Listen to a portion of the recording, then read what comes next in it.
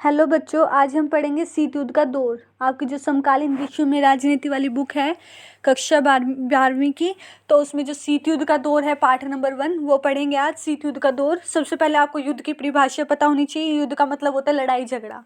तो युद्ध जो है, आप देखें कि किसी देश के विभिन्न देशों या विभिन्न समूहों के बीच शस्त्र संघर्ष है। अर्थात किसी देश, दो या दो से अधिक देशों के बीच में शस्त्र, यानी जो शस्त्र होते हैं ना हमारे हथियार वगैरह, उनको बोलते हैं शस्त्र। तो वो उनके बीच में संघर्ष है दो देशों के बीच में, तो वो होता है युद्ध। युद्ध हमेशा दो देशों के या दो से अधिक देशों के बीच में हो सकता है, ठीक है। उसके बाद हम देखें कि द्वितीय युद्ध, हमें पता है, आप सभी को पता है, प्रथम विश्व युद्ध 1914 से 1918 के मध्य चला। द्वितीय विश्व युद्ध 1939 से 1945 के मध्य चला। और जो है हमारा शीत युद्ध का दौर जो है हमारा 1945 से 1991 के बीच में चला। तो आज हम शीत युद्ध पढ़ेंगे, जो कि हमारा उसमें हम थोड़ा सा द्वितीय विश्व युद्ध के बारे में भी जानने का प्रयास करेंगे। द्वितीय विश्व युद्ध में हमारे दूरी राष्ट्र और मित्र राष्ट्र में थे अमेरिका, सोवियत संघ, ब्रिटेन और फ्रांस। और हमारे जो दूरी राष्ट्र थे उसमें थे जर्मनी, इटली और जापान, ठीक है। मित्र राष्ट्र, दूरी राष्ट्र आपको पता चल गया है। उसके बाद है जापान। अब जापान के बारे में थोड़ा सा जानेंगे। जापान जो था वो क्या था, दूरी राष्ट्र था और दूरी राष्ट्र था। और ये जर्मनी, इटली, जापान, ये हमारे जो है दूरी राष्ट्र हैं। ध्यान रखेंगे, मित्र राष्ट्र, दूरी राष्ट्र। और युद्ध क्या है, और आपको शस्त्र संघर्ष से शस्त्र का मतलब पता होना चाहिए। अब हम पढ़ेंगे जापान के बारे में। अब हमें पता है द्वितीय विश्व युद्ध 1939 से 1945 के बीच में हुआ। और आपको पता है कि हमें जापान के द्वितीय विश्व युद्ध की समाप्ति किस प्रकार हुई। जापान के दो शहर, ध्यान रखेंगे, जापान के दो शहर हिरोशिमा और नागासाकी पर। हिरोशिमा और नागासाकी जापान के दो शहर है, उस पर परमाणु बम गिराए गए अमेरिका के द्वारा। और वो बम गिराए गए थे 6 अगस्त 1945 को और 9 अगस्त 1945 को, उसके दो शहरों में। और उनको हम जो है बम के जो नाम थे वो थे लिटिल मैन और लिटिल बॉय और फैट मैन नाम के दो बम थे, वो गिराए गए थे। ये परमाणु बम थे उनके। तो इनके दो शहरों पर जो है गिराए गए। और इससे पता चल गया कि हमारे विश्व में अमेरिका ही एक महाशक्ति है, पूरे संसार में अमेरिका महाशक्ति है। और जापान को अपने घुटने टेकने पड़े और जापान को आत्मसमर्पण करना पड़ा। तो आप उस समय देखें, उस दौरान जो है कि भाई जब हमारा उस पे जापान के दो शहर जो थे उनके द्वारा ही द्वितीय विश्व युद्ध की समाप्ति हुई, ठीक है, वहाँ बम गिरा के। और शीत युद्ध क्या है, शीत युद्ध दो महाशक्तियों यानी अमेरिका और सोवियत संघ, ठीक है। अमेरिका बोले संयुक्त राष्ट्र अमेरिका बोले संयुक्त राज्य अमेरिका बोले इट्स डिपेंड ऑन यू, ठीक है। और सोवियत संघ के बीच तनाव और उनके संबंधित सहयोगी द्वारा समर्थित संघर्षों की एक श्रृंखला थी। शीत युद्ध एक मनोवैज्ञानिक और एक वैचारिक युद्ध है। शीत युद्ध में हथियारों के बीच राजनीतिक दुश्मनी की स्थिति थी। अर्थात जब दो या दो से अधिक देशों के बीच में युद्ध तनाव का संघर्ष चले उसे हम शीत युद्ध कहते हैं। परंतु दो या दो से अधिक देशों के बीच में युद्ध की स्थिति हो लेकिन युद्ध नहीं हो पाता तो इसे शीत युद्ध कहते हैं। दोनों ही इस बात को लेकर खतरे में पड़ जाते हैं कि दोनों को ही उसमें हानि होगी, ठीक है। अगर एक दुश्मन दूसरे दुश्मन पर अपने हथियारों को जमाता है तो दूसरे दुश्मन के पास भी इतने हथियार होते हैं कि वो उसको भी खत्म कर देता है। तो अमेरिका और सोवियत संघ के बीच में जो विचारधारा को लेकर कि पूंजीवादी विचारधारा अच्छी है, समाजवादी विचारधारा अच्छी है, तो इसके बीच में उनका संघर्ष चल रहा था और यही शीत युद्ध है। और दोनों देशों के बीच में युद्ध होने से टल गया। अगला आप देखें विचारधारा, आपको पता है विचारधारा हमारे विश्व में दो विचारधारा थी, एक साम्यवादी और एक पूंजीवादी, ठीक है। साम्यवादी विचारधारा और पूंजीवादी विचारधारा, ठीक है। अब हम साम्यवादी के बारे में देखें कि जहाँ जो है साम्यवाद और पूंजीवाद में अंतर आप देखेंगे अभी। तो सामाजिक संगठन का एक सिद्धांत या प्रणाली जिसमें सभी संपत्ति अर्थात सारे संसाधनों पर राज्य का नियंत्रण हो, वही हमारा जो होता है साम्यवादी विचारधारा अर्थात समाजवादी विचारधारा होती है, जहाँ पे जो हमारे संसाधन हैं उन पर राज्य का नियंत्रण हो, ठीक है। और प्रत्येक व्यक्ति अपनी क्षमता और ज़रूरतों के अनुसार योगदान देता है और प्राप्त करता है। और हमारा अगर हम देखें पूंजीवादी, जहाँ पे हमारे उद्योगों पर या फिर संसाधनों पर जहाँ पे निजी अधिकार हो अर्थात लोगों का खुद का अपना अधिकार हो, तो वो होती है पूंजीवादी विचारधारा। पूंजीवाद से बिलोंग जो था वो अमेरिका करते थे, जो संयुक्त राज्य अमेरिका है। और समाजवादी विचारधारा कौन थी, किसकी थी, वो थी हमारी सोवियत संघ की। आप पाठ 2 में बड़े विस्तार से इसका अध्ययन करेंगे, दो ध्रुवीयता का अंत में। उसके बाद आप देखें कि दोनों विचारधारा के बारे में आप पढ़ सकते हैं। उसके बाद आपको पता है कि शीत युद्ध के क्या क्या परिणाम निकले। ठीक है, आप बता सकते हैं कि क्या क्या कारण रहे शीत युद्ध के क्या क्या कारण रहे थे, क्या क्या कारण। एक तो दोनों की विचारधारा कौन सी बेहतर है कौन सी नहीं है, एक तो ये हो गया। एक वो अपने पूरे विश्व में अपनी शक्ति दिखाना चाहते थे हैं, और बस ये आप याद रखेंगे। अब हम ये देखें क्यूबा मिसाइल संकट जो 1962 में हुआ था, ध्यान रखेंगे इस बात का, विशेष ध्यान रखेंगे कि 1962 में क्यूबा मिसाइल संकट हुआ था। और क्यूबा मिसाइल संकट उसमें 3 देश शामिल थे, जिसमें यूएसएसआर था, जिसको आप सोवियत संघ बोलते हैं, एक अमेरिका था, एक क्यूबा था। अब क्यूबा जो है वो अमेरिका से जुड़ा एक छोटा सा द्वीपीय देश है, लेकिन इसे जितनी भी आर्थिक और कूटनीतिक सहायता है वो कौन देता है, सोवियत संघ देता है। क्योंकि सोवियत संघ इधर है, अमेरिका लेफ्ट हैंड साइड में, सोवियत संघ राइट हैंड साइड में है, और क्यूबा जो है अमेरिका से जुड़ा एक द्वीपीय देश है। अब क्या होता है कि जो हमारा सोवियत संघ होता है वो उसको आर्थिक सहायता देता था, तो उसे धन वगैरह देता है ना। तो इनके बीच में जो है क्यूबा मिसाइल संकट हुआ, अर्थात जो है सोवियत संघ और जो हमारे राष्ट्रपति के जो थे उनका नाम था फिदेल कास्त्रो। ठीक है, तो ये वहाँ के नेता थे, और सोवियत संघ के नेता थे निकिता क्रुश्चेव। आप ध्यान रखेंगे, सोवियत संघ के नेता निकिता क्रुश्चेव थे और फिदेल कास्त्रो थे जो कि हमारे क्यूबा के नेता थे, और वो थे राजनीतिक विचार, अर्थात वो समाजवादी विचारधारा को अच्छी विचारधारा के थे। और पूंजीवादी विचारधारा के अगर आप ध्यान दें तो वो जो है जॉन एफ कैनेडी जो अमेरिका के थे। और क्या हुआ कि सोवियत संघ ने अपनी मिसाइलें तैनात कर दी, कहाँ पे तैनात कर दी, क्यूबा में कर दी। और उनको इस बात का डर था सोवियत संघ को कि कहीं जो है अमेरिका क्यूबा के अंदर से वो जो वहाँ के नेता जो हैं फिदेल कास्त्रो उनको हटाकर कोई हमारी पूंजीवादी विचारधारा के जो हैं जो उनकी पूंजीवादी अमेरिका के जो पूंजीवादी विचारधारा का राष्ट्रपति ना बना दिया जाए, तो इसके लेकर उनके बीच में विद्रोह था। ठीक है, तो यही क्यूबा मिसाइल संकट था कि अमेरिका सोवियत संघ ने क्यूबा में अपनी मिसाइलें तैनात करी। अमेरिका को 3 सप्ताह बाद पता चली, और देखें तो क्यूबा मिसाइल संकट जो है शीत युद्ध का चरम बिंदु माना जाता है। और उसको पता चली, फिर उसने वहाँ से आने जाने वाले जितने भी रास्ते थे वो सब रोक के अमेरिका ने, फिर सोवियत संघ ने अपनी मिसाइलें वहाँ से उठा ली। तो ये था सोवियत जो हमारा क्यूबा मिसाइल संकट हुआ। इसके परिणाम क्या निकले, दोनों ठीक है, और यूएसएसआर ने क्यूबा से अपने हथियारों को और मिसाइलों को हटा लिया। क्यूबा मिसाइल संकट शीत युद्ध का चरम बिंदु है। क्यूबा मिसाइल संकट की संभावना ने पूरी दुनिया को परेशान कर दिया, अर्थात और दुनिया की सबसे बड़ी राहत यह थी कि दोनों पक्षों ने युद्ध से बचने का फैसला किया था, दोनों ने ही युद्ध की स्थापना नहीं की। अब हम देखें कि शीत युद्ध के दौरान सैन्य संगठन बनाए गए। अब सबसे पहले शीत युद्ध का जब हुआ तो शीत युद्ध के दौरान सैन्य संगठन बनाए गए, एक अमेरिका था और दूसरा अगर आप देखें तो वो था सोवियत संघ। अमेरिका ने जो अपने सैन्य संगठन बनाए वो था एक तो आपका जो अमेरिका ने बनाया था नाटो था, जिसको नॉर्थ अटलांटिक ट्रीटी ऑर्गेनाइजेशन, एक सियाटो था south east Asian treaty organisation, और एक सेंटो था सेंट्रल ट्रीटी ऑर्गेनाइजेशन। ठीक है, और आप देखें कि जो हमारी वो थी नाटो, उसकी स्थापना 1949 में हुई थी, और हम देखें इसमें 12 देश शामिल थे। उसके बाद हम देखें सियाटो जो था उसमें हम देखें कि उसकी स्थापना 1954 में हुई थी। 1955 में आपका जो है सेंट्रल ट्रीटी ऑर्गेनाइजेशन, और सोवियत संघ का वार्सा पैक्ट था जो उसने अपना संगठन बनाया था, सैन्य संगठन, और वार्सा पैक्ट जिसकी स्थापना 1955 में हुई थी। अब आप यहाँ ध्यान से देख सकते हैं कि नाटो के कौन कौन से सदस्य थे नाटो के अंदर, उसके बाद वार्सा के अंदर कौन कौन से थे, और ये आपकी बुक में भी ये मानचित्र है, उसकी हेल्प से भी आप इसको देख सकते हैं।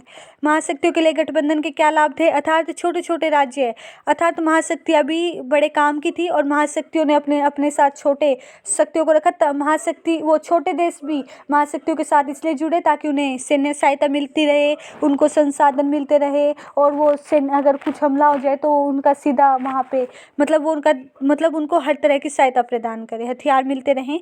तो इसीलिए महाशक्तियों के लिए गठबंधन बड़े लाभ के थे, और महाशक्तियाँ वहाँ से संसाधन अपने दुश्मन के लिए वहाँ पे कोई भी सेना तबद्ध कर सकती है, अर्थात वहाँ अपने हथियारों को जब्त रख सकती है। इसलिए वो महाशक्ति छोटे देशों को अपने साथ रखना चाहती थी ताकि उनके संसाधन प्राप्त कर ले, अपने हथियार वहाँ जमा लें और वहाँ से सहायता लेते रहे, और वहाँ के जो सेना है वहाँ की सेना उनको भी अपनी तरफ मिला के, और दूसरे देश से जो उनका विद्रोह देश है था जिस पर उनको आक्रमण करना है उनकी मदद करते रहे। उसके बाद आप देखें कि पश्चिमी गठबंधन, आप देखें पश्चिमी गठबंधन जो है ये मैंने आपको बता ही दिया कि कौन कौन से हैं। उसके बाद आप वायसर पैकेट पूर्वी गठबंधन देखें, जो कि क्या क्या है पूर्वी गठबंधन में, तो आप देख सकते हैं, ये पढ़ लेना, बड़े काम की चीज़ है। तीसरी दुनिया या फिर गुटनिरपेक्ष आंदोलन, अब भारत जैसे देश जो है वो गुटनिरपेक्ष आंदोलन के अंदर है। ठीक है, पहली दुनिया, दूसरी दुनिया, तीसरी दुनिया आपको पता होना चाहिए। पहली दुनिया वो है जिसमें जिसका समर्थन अमेरिका कर रहा है, अर्थात अमेरिका पूंजीवादी विचारधारा की जो है, जो पूंजीवादी विचारधारा को मानने वाले, वो पहली दुनिया है, अर्थात जहाँ पे जो कि अमेरिका के साथ जुड़े हुए हैं, है ना। और जो हमारे सोवियत संघ के साथ जुड़े हुए हैं वो दूसरी दुनिया, और तीसरी दुनिया गुटनिरपेक्ष आंदोलन जिसमें आपके 5 देश शामिल हैं, तो वो तीसरी दुनिया है, अर्थात जो कि विकासशील देश है, जिनका विकास नहीं हुआ है आज़ादी के बाद से, वो सब आपके तीसरी दुनिया के अंतर्गत आते हैं। अब हम देखें USA, United state of America, USSR, union of Soviet socialist Republic, Soviet संघ समाजवादी गणराज्य। आप इनको, आपकी हेल्प के लिए फुल फॉर्म है, आप इन फुल फॉर्म को पढ़ेंगे। अब आप इनकी और इनके बारे में जानने का थोड़ा सा प्रयास करेंगे, हिंदी में भी है, इंग्लिश में भी है, आप इनको पढ़ लेना, आपके लिए हेल्पफुल होगा। Non proliferation treaty, comprehensive nuclear test ban treaty, CTBT है ना, और limited test ban treaty, least development countries जो कि अल्प विकसित देश, जिसमें भारत भी शामिल है, गुटनिरपेक्ष आंदोलन, यूंगटान, united nation conference on trade and development, आप ध्यान देंगे, और NIEO, new international economic order, नव अंतर्राष्ट्रीय आर्थिक व्यवस्था। शीत युद्ध के कारण आप पढ़ सकते हैं, मैंने आपको बता ही दिया है कि शीत युद्ध के क्या क्या कारण रहे, अपनी विचारधारा को दिखाना, परमाणु हथियारों का होना, हथियारों की होड़, है ना, और इसके परिणाम क्या निकले कि गुटनिरपेक्ष आंदोलन का उदय हुआ, इसका सबसे बड़ा परिणाम ये निकला। और आप देखें कि हथियारों पर अधिक खर्च किए गए और देश का स्वतंत्र होना, कुछ देशों का विभाजन हो गया, शीत युद्ध के परिणाम निकले। समाजवादी, जहाँ पे निजी स्वामित्व का समाजवादी निजी स्वामित्व का धन और संपत्ति पर राज्य का अधिकार होता है, अर्थव्यवस्था पर राज्य का, जहाँ राज्य को प्राथमिकता दी जाए, अर्थात साम्यवादी विचारधारा भी जो है ये ध्यान देंगे, पूंजीवादी विचारधारा पर आधारित समाजवादी, साम्यवादी और पूंजीवादी, आप ध्यान दें कि पूंजीवादी क्या है। ठीक है, अगला है प्रथम विश्व युद्ध, आप सभी को पता है, दूरी राष्ट्र, मित्र राष्ट्र, मैंने आपको बता ही दिया है। शीत युद्ध का क्या अर्थ है आप सभी को पता है, जो 1945 में हुआ और आरंभ 1991 में हुआ, दो विचारधाराएं थी, यूएसए एंड यूएसएसआर। वास्तविक युद्ध कहना होना वही शीत युद्ध है, युद्ध की स्थिति हो लेकिन युद्ध नहीं हो पाता। ठीक है, और हर पल हर टाइम विश्व युद्ध की संभावना रहती ही रहती है। इनका पूरा नाम पढ़ेंगे, नाटो, शियाटो, सेंटो, जो कि हमारे अमेरिका के थे सैन्य गठ संगठन। उसके बाद शीत युद्ध के दायरे क्या क्या है, शीत युद्ध के अंतर्गत क्या क्या हुआ वो आप ध्यान रखेंगे। कोरिया संकट हुआ, वियतनाम, बर्लिन की दीवार का आप ध्यान देंगे तो आप समझ जाएंगे, तो ये थोड़ा सा पढ़ लेना। ठीक है, इनकी फुल फॉर्म और इनकी जो है हमारे कब इनकी स्थापना की गई ये पढ़ लेना। उसके अलावा आप इनकी भी फुल फॉर्म पढ़ें, इनका ईयर पढ़े कि कब कब इसकी स्थापना की गई थी 1963 से, तो इनकी फुल फॉर्म और ये आपका आ सकता है। ठीक है, और उसके बाद आप देखें कि घाना, भारत, इंडोनेशिया, ये रहा भारत। यहाँ आप देख सकते हैं गुटनिरपेक्ष आंदोलन के देश हैं श्रीलंका को छोड़ के। तो श्रीलंका आप देखें, इनमें से क्या आप बता सकते हैं कि निम्न देशों में से कौन सा देश शीत युद्ध के दौरान स्वतंत्र हुआ था। तो ये देखें आप, श्रीलंका देखें शीत युद्ध के दौरान जो है, जब शीत युद्ध चल रहा था 1945 में, तो क्या कौन स्वतंत्र हुआ था। आप देखें भारत, इंडोनेशिया, श्रीलंका, घाना, ये आपको बता रखे इनकी कहाँ कहाँ हैं ये मानचित्र के अंदर।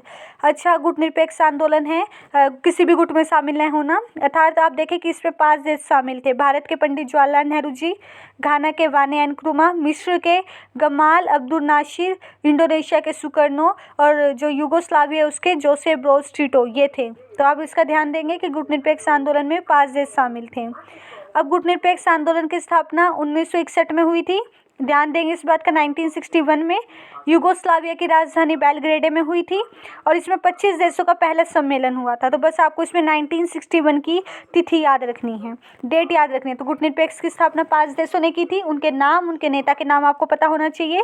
गुटनिरपेक्षता का मतलब होता है किसी भी गुट में शामिल न होने की नीति का पालन करना, अर्थात आवश्यकता पड़ने पर उस गुट या उस विरोध जिसके बीच में मध्य लड़ाई है उनकी सहायता करना। पहली दुनिया, दूसरी दुनिया, तीसरी दुनिया, अब भारत तीसरी दुनिया में है क्योंकि भारत 1947 में आज़ाद हुआ था और वो बहुत ही बुरी स्थिति से, आप दूसरी बुक में आप पढ़ेंगे स्वतंत्र भारत में राजनीति वाली बुक में, उसने बड़ा ही जो है संघर्ष करा और संघर्ष के बाद उसे आज़ादी मिली और उसके वहाँ पे गरीबी, बेरोजगारी की संभावना आने लगी।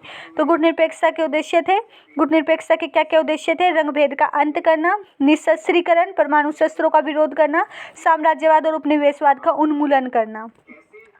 गुटनिरपेक्षता का आप बता सकते हैं क्या क्या उद्देश्य रहे हैं, ठीक है। और यूएनओ यानी हमारा जो यूएनओ है, यूनाइटेड नेशन ऑर्गेनाइजेशन, अंतर्राष्ट्रीय संगठन में अपनी निरंतर सहायता करना था, तो वहाँ पे अपना पूरा। और नव अंतर्राष्ट्रीय आर्थिक व्यवस्था की स्थापना करना, जिसके माध्यम से जो हमारे जो गरीब देश है वो उनकी पहुँच पश्चिमी देशों तक होगी, अर्थात अमेरिका जैसे देशों तक होगी, तो इसलिए इसका भी हुआ। उसके बाद मानव अधिकारों को विश्व में लागू किया गया था, वो भी हमारे गुटनिरपेक्ष आंदोलन का उद्देश्य रहा है। तो गुटनिरपेक्ष आंदोलन किसी भी गुट में शामिल न होने की नीति पालन करना।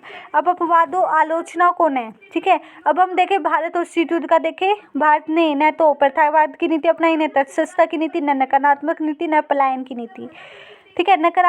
नकाराना दोनों गुटों और तीसरी दुनिया का गठन हुआ।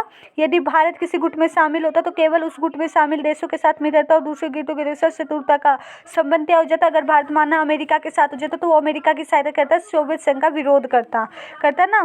तो भारत किसी भी देश के साथ संबंध बनाने के लिए स्वतंत्र है, और भारत गुटनिरपेक्ष हो गया और वो सभी देशों के साथ अपने संबंध बना सकता है। अर्थात भारत के संबंध अमेरिका के साथ भी अच्छे हैं, सोवियत संघ के साथ भी अच्छे हैं। न्याय पृथकतावाद की नीति है। महाशक्तियों के दबाव से बचने के लिए भारत ने उनसे दूरी बनाई, लेकिन इसका अर्थ यह बिल्कुल नहीं था कि वह उनमें किसी प्रकार के संबंध नहीं रखेगा। अर्थात दोनों के मध्य तनाव था, अमेरिका सोवियत संघ, तो भारत के लिए जरूरी नहीं था कि वो इनमें से किसी से भी संबंध नहीं रखेगा। अर्थात उसने सहायता पड़ने पर सहायता करी और उसने आर्थिक व तकनीकी सहायता दी जिस देश को देनी थी। तो न्याय पृथकतावाद की उसने नीति अपनाई। तटस्थता का अर्थ है किसी भी अंतर्राष्ट्रीय विवाद में शामिल न होना। अर्थात किसी भी, आप देखें कि अंतर्राष्ट्रीय विवाद में शामिल में न पड़ना, लेकिन भारत ने दोनों महाशक्तियों के मध्य तनाव को कम करने का प्रयास जारी रखा और दूसरे देशों ने अनैतिक राजनीतिक एवं सैन्य हस्तक्षेप का विरोध किया। तो आप देखें जो है पूंजीवादी और समाजवादी व्यवस्था का मिश्रण भारत के पास है, और भारत लोकतंत्र की नीति अपनाई भारत ने, अर्थात न तटस्थता की नीति, अर्थात उसने हर सख्त तक उसने उनकी सहायता करी। और 1971 जब भारत और पाकिस्तान का युद्ध हुआ तो यूएसएसआर के साथ 20 वर्षीय सैन्य संधि की किसने, भारत ने, ठीक है। और शीत युद्ध को कम करने में योगदान भारत का रहा है, ठीक है। ये बात आप याद रखेंगे। उपनिवेशवाद और निशस्त्रीकरण को बढ़ावा देना। न पलायन की नीति भारत ने, न पलायन की नीति का उसने जो है कोरिया संकट जब हुआ तो उसकी भी समाप्ति की भारत ने ही। तो आप देख सकते हैं गठबंधन या महाशक्तियों के गुट क्यों हैं, ये आपके क्वेश्चंस हैं, आप इनको देख सकते हैं। छोटे देशों को गठबंधन से क्या क्या लाभ मिलते थे, अर्थात छोटे देश भी गठबंधन के साथ जुड़ गए अमेरिका और सोवियत संघ के साथ, ताकि सुरक्षा मिलती रहे, सैन्य समर्थन मिलता रहे, वित्तीय सहायता, तकनीकी मदद मिलती रहे, ठीक है। उसके बाद महाशक्तियों से गठबंधनों को क्या लाभ हुआ, महत्वपूर्ण संसाधन जैसे तेल और खनिज की प्राप्ति करना छोटे छोटे देश से जो उनके साथ जुड़े हुए हैं। ऐसे क्षेत्र स्थापित करना जहाँ वो अपनी महाशक्ति और हथियारों और सैनिकों को लॉन्च कर सकते हैं, ठीक है। जासूसी स्टेशन स्थान जहाँ से वे एक दूसरे की जासूसी कर सकते हैं जो आसपास के देश हो। आर्थिक सहायता, छोटे सहयोगी मिलकर सैन्य खर्च का भुगतान कर सकते हैं, ठीक है। और आप देखें कि द्विध्रुवीयता से एक ध्रुवीय, और 1991 में सोवियत संघ का विघटन हो गया, जब जर्मनी बर्लिन की दीवार का गिरना ही है तो उस समय हुई थी। तो 1991 में सोवियत संघ का विघटन हो गया, और हम देखें कि एक विश्व रह गया, एक ध्रुवीयता रह गई, अर्थात जहां अमेरिका ही एक महाशक्ति रहा। उसके बाद और महाशक्तियाँ जुड़ती गई, और आप बता सकते हैं। तो ये आपकी है आज के लिए केवल इतना ही पोल साइंस का। इसी के साथ आपका पार्ट नंबर 1 खत्म होता है। आपके बुक में नव अंतर्राष्ट्रीय आर्थिक व्यवस्था होगी, एक थोड़ा सा वो पढ़ लेना, NIEO new international economic order, जो कि क्योंकि देखो बिना टिकाऊ विकास के कोई भी देश सही मायने में जो है आज़ाद नहीं हो सकता ना। तो हर देश के लिए विकास जरूरी है। तो भारत भी ऐसी स्थिति में हुआ है आज़ाद, और भारत ने भी अपना विकास किया है, और हो रहे विकास के लिए संघर्ष भी भारत अभी भी कर रहा है। तो आप इस बात का ध्यान रखेंगे। नायो जो है 1972 में जो युंगटांड की जो रिपोर्ट थी उसमें जो है गरीब देशों अर्थात जो विकसित देश, विकासशील देश है, उनकी सहायता के लिए जो है जोर जबरत प्रयास किया गया है। तो नायो आप पढ़ सकते हैं। और यही था आपका पार्ट नंबर 1। आप इनको पढ़ें, समझें और याद करने का प्रयास करें। आई होप आपको समझ आया होगा। मिलती हूँ अगली वीडियो में। Bye, take care.